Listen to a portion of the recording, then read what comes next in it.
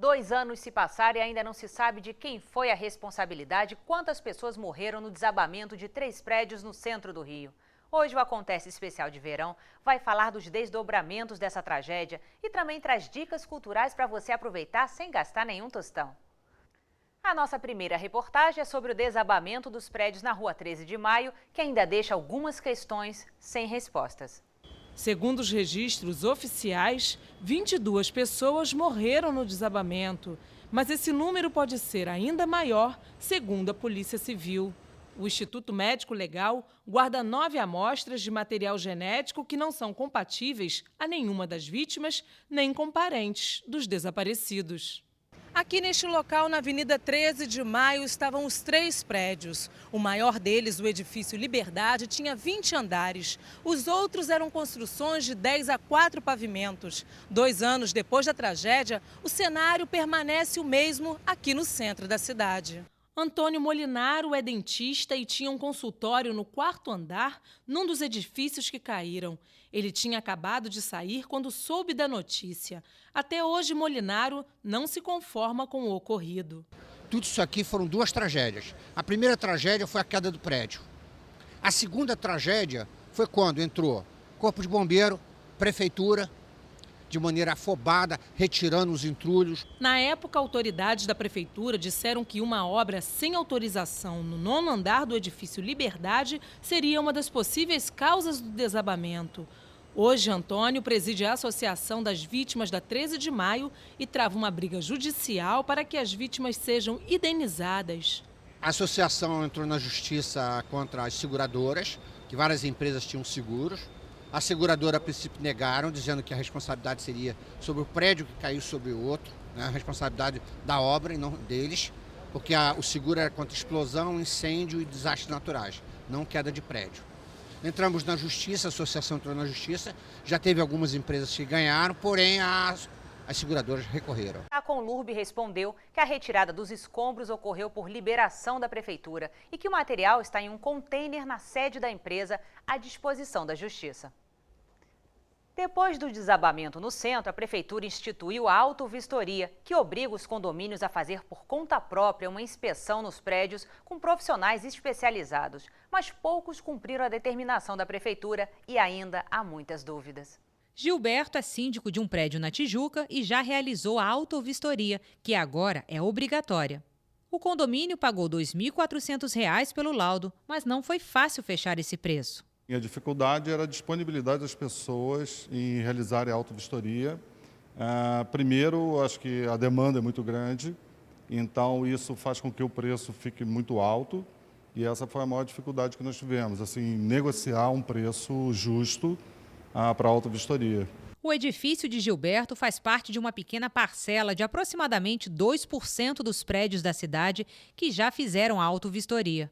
Assusta, mas a gente tem um entendimento de que, até por conta de tantas outras leis e tantas outras obrigações que se impuseram dentro dos condomínios, a gente sabe que isso leva realmente um tempo, mas que efetivamente ela vai acontecer. A lei da auto-vistoria foi criada para verificar as condições de conservação, estabilidade e segurança dos prédios da cidade. Com a nova regra, os edifícios precisam passar por uma avaliação feita por engenheiro ou arquiteto habilitado pelos respectivos conselhos. Os profissionais são contratados pelos próprios condomínios e o laudo é válido por 5 anos. De acordo com o levantamento da Prefeitura até agora, desde que a lei entrou em vigor em julho do ano passado, apenas 5.943 dos 250 mil prédios da cidade fizeram a inspeção. Desse total, 2.761 foram considerados adequados. O restante, 3.182, tem necessidade de obras. Copacabana é o bairro com mais auto-vistorias até agora. Em seguida vem a Tijuca e o Recreio. A lei é clara. Se o síndico não contratar a auto-vistoria, ele será responsabilizado por eventual desastre, acidente, sinistro que acontecer na edificação. O prazo, que terminaria no dia 1º de janeiro, foi prorrogado até 1º de julho desse ano. Convidamos o presidente do CREA do Rio de Janeiro para falar sobre a auto-vistoria. Hoje a nossa entrevista é com o presidente do CREA RJ, Agostinho Guerreiro. O senhor acredita que a regulamentação da lei da auto-vistoria é suficiente para despertar uma conscientização da população com relação à importância de se vistoriar os prédios? Eu acho que é um grande passo, até porque o município do Rio foi o primeiro município a fazer essa regulamentação e colocar essa lei na prática, mas isso é apenas um início, né? A população já ouviu falar da lei, todo mundo já viu alguma coisa no rádio, jornal, televisão, mas ainda está insegura e querendo saber mais, conhecer mais. Que tipo de profissional, por exemplo, está apto a realizar a autovistoria? Olha, pela lei que existe em nosso país, formou num dia, tirou o diploma, fez o registro ou no CREA ou no CAU, está apto. O senhor acredita que a prefeitura é que deveria ser responsável por vistoriar esses prédios? Então, a prefeitura tem, no nosso ponto de vista, a responsabilidade da fiscalização. O que essa lei faz, e nós estamos de acordo, é diante dessa impotência das prefeituras, distribuir, né, uma responsabilidade para garantir a prevenção. Obrigada pela sua entrevista. Gabi de Saboia, com você. Também ouvimos a posição da Prefeitura sobre o assunto. A nossa entrevista hoje é com Pedro Paulo Carvalho, secretário-chefe da Casa Civil, e vamos falar sobre autovistoria. Secretário, por que até agora aproximadamente apenas 2% dos prédios realizaram a autovistoria, que é obrigatória? Olha, tem muitas dúvidas ainda, que as pessoas que nem se deram conta da lei e muitos a maioria que eu acredito que já sabem da existência da lei, da importância da lei, estão ainda num processo de orçamento, aprovação dentro do seu prédio, tem ainda dúvidas em relação a qual a profundidade da autovistoria, mas o fundamental é que a gente acredita que ela deu uma sacudida na cidade. Eu tenho andado muito em todos os cantos do Rio, né, e conversado com síndicos de prédio, todos eles a maioria tem conhecimento da necessidade da autovistoria, mas ainda há também um universo pequeno ainda de engenheiros e arquitetos habilitados, né, ou que estão se dispondo a fazer as autovistorias, então isso ainda gera alguns problemas. Agora, outro problema que os síndicos estão reclamando muito é da responsabilidade. Então, gostaria que o senhor esclarecesse o que é responsabilidade da prefeitura, o que é responsabilidade do arquiteto ou engenheiro responsável e o que é responsabilidade do prédio. A lei ela pacifica um pouco essas dúvidas, ela vem, sedimenta, ela acaba com essas dúvidas, dizendo o seguinte, olha, você tem um responsável pelo imóvel, pela edificação, ou o síndico, ambos são responsáveis. E a lei tem, um pouco na sua intenção inicial, separar essas responsabilidades. Não é possível que a prefeitura possa ter uma responsabilidade sobre 70 mil imóveis, sobre a saúde de 270 mil imóveis. Se você vai fazer uma mudança no seu apartamento, você é obrigado a comunicar ao síndico ou o responsável do prédio daquela mudança. Você é obrigado a apresentar a mesma documentação que o síndico tem que fazer para o prédio todo, a RT ou a RRT, que é o laudo técnico do engenheiro ou do arquiteto, para o síndico do seu prédio. Para quê? Para que você possa ter alguma responsabilização por às vezes uma mudança de um técnico que não conhece, que está ali simplesmente. Muitas vezes você botar um ar refrigerado, você pode mexer na estrutura desse prédio. Até agora, qual a radiografia que o senhor faz dos prédios que já apresentaram autovistoria? Olha, é uma radiografia que nós ligamos um sinal amarelo, né? Porque até agora nós temos cerca de 6 mil autovistorias, dessas 6 mil, 55% dos imóveis comunicaram algum tipo de necessidade de reparo. O prazo foi prorrogado para 1º de julho. Após esse prazo, o que vai acontecer para quem não realizar a autovistoria? A vontade da prefeitura e a determinação do prefeito não é sair igual loucos na cidade multando todo mundo, entendeu? Não é o que nós queremos é provocar as pessoas a essa mudança de cultura, chamar as pessoas à responsabilidade da saúde das edificações, alertar, não vivermos mais a tragédia que nós vivemos no edifício 13 de maio.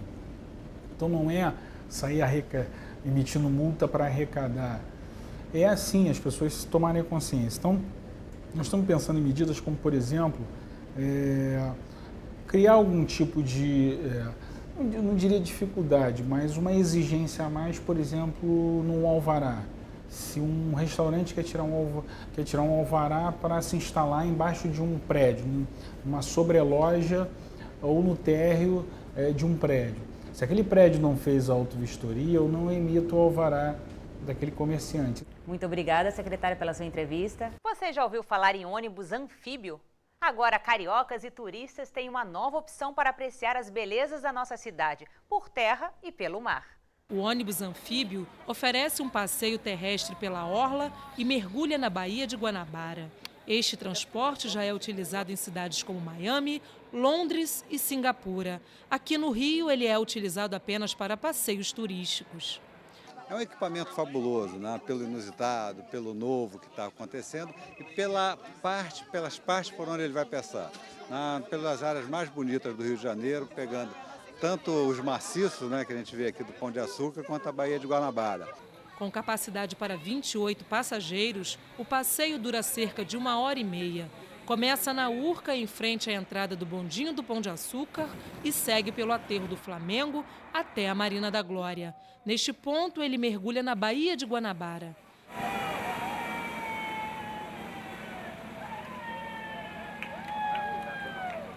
Os passeios podem ser agendados entre 10 da manhã e 6 da tarde. O preço é de R$ 100 para o turista e R$ 50 para o carioca. É um passeio que todo carioca merece fazer. Estamos acostumados a ver o Rio de lá para cá. Então é uma vista muito bonita do Rio, aconselho a todos a fazerem isso. E para fugir do calor, que tal conhecer algumas programações gratuitas nos museus e centros culturais? Preparamos uma reportagem especial com algumas dicas para você. Verão lembra mar, mas esse mar pode ser um pouco distante da praia. É o Museu de Arte do Rio, na Zona Portuária, que oferece uma programação especial de verão e está aberto até mais tarde, todas as terças-feiras. A cidade do Rio tem um grande número de imigrantes nordestinos. A exposição Pernambuco Experimental apresenta a arte produzida no estado de 1900 a 1980. Na contramão da intenção de rotular a arte pernambucana, a mostra apresenta um caleidoscópio da experimentação dos artistas. Está tudo aqui: o regionalismo, a educação, o movimento de cultura popular, a influência dos políticos e pensadores, a resposta dos artistas à ditadura, outras modernidades, as artes gráficas, a arte contemporânea, a performance e a grande criatividade dos pernambucanos, em aproximadamente 500 obras expostas. Sem fugir do frevo, do maracatu e do mangue beat, marcas da cultura pernambucana, a exposição apresenta também a sonoridade psicodélica que vem de Pernambuco. De 25 andares onde antes pastavam as minhas vacas roxas. Deslizando pelo museu, chegamos na mostra Deslize, de surf e skate. É a rua se transformando em arte dentro do museu. Os dois esportes são apresentados por uma perspectiva histórica. Será que os primeiros skates eram de pedras e as pranchas de madeira? Na imaginação dos artistas, sim. E a criatividade vai longe nos shapes. Tem até skate para sentar. Mas a mostra não esquece que os artistas das manobras estão nas ruas e por toda a cidade. Se na palavra mar acrescentarmos a letra O, ela pode se transformar em amor. E esse é o tema da exposição que abre a programação de artes visuais em 2014 aqui no Centro Cultural Banco do Brasil. Um beijo que diz tudo. Um gesto, o amor capturado pela lente de um fotógrafo ou pelo retrovisor. O amor pode estar em qualquer lugar. Pode estar bem próximo, nos corpos que se cruzam, nos pés ou na espera de quem vai chegar. Ele não tem cor, idade, sexo e raça. O amor está no ar e nas paredes da exposição Amor, Amor, Amor, que reúne 61 fotografias de 23 renomados fotógrafos contemporâneos mundiais. Nós privilegiamos aqueles autores que têm uma representação especial da situação amorosa e que são nomes de referência na história da fotografia. E é também através das fotos que podemos conhecer 2 diferentes Rios de Janeiro no mesmo período. A cidade do Rio de Janeiro se dividiu entre a bossa nova e a canção de protesto. Na década de 60, a cidade era palco de protestos e intensas manifestações culturais. Esse é o cenário retratado na exposição do fotógrafo Evandro Teixeira, que está em cartaz no Centro Cultural da Justiça Federal. Evandro, que é um dos principais nomes do fotojornalismo brasileiro, foi testemunha ocular da ditadura militar e os tempos de chumbo. Mas, ao mesmo tempo, as suas lentes também estavam voltadas para os movimentos que celebravam a música, a arte e a poesia. Nós optamos, então, por mostrar esses 2 lados, né? Um lado mais leve, da praia, dos intelectuais, dos artistas que estavam atuando nesse momento, que ele fotografou muito. E também o movimento estudantil, as fotos das passeatas, criando um diálogo e um retrato desse período. Entre as fotos que mostram a contradição que a cidade viveu, estão as libélulas na ponta de antigos fuzis. A passeata dos 100 mil em 1968, uma imagem inédita da musa da bossa nova Leila Diniz e um flagrante da rainha. Algumas fotos que mostram pessoas em meio a gás lacrimogênio parecem atuais. A gente achou oportuno mostrar essas imagens do movimento estudantil de 1960 agora, né, que nós tivemos toda essa movimentação também no centro da cidade, as passeatas, as reivindicações dos estudantes. Ficamos por aqui. Se você quiser rever esse programa, é só acessar a nossa página. O endereço é câmara.rj.gov.br. Até a próxima!